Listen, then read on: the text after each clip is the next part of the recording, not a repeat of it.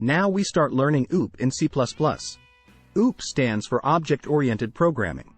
Procedural programming is about writing procedures or functions that perform operations on the data, while object-oriented programming is about creating objects that contain both data and functions. Object-oriented programming has several advantages over procedural programming. OOP is faster and easier to execute. OOP provides a clear structure for the programs.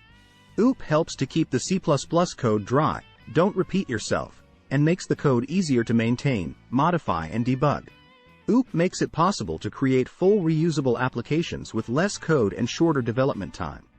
Tip: the "don't repeat yourself, dry" principle is about reducing the repetition of code. There are 4 basic pillars of OOP, object-oriented programming.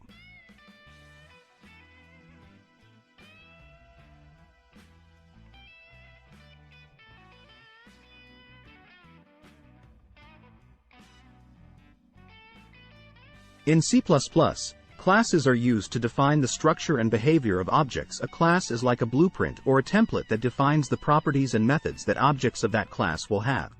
Objects of a class can be created using the new keyword, which dynamically allocates memory for the object. Thanks for watching.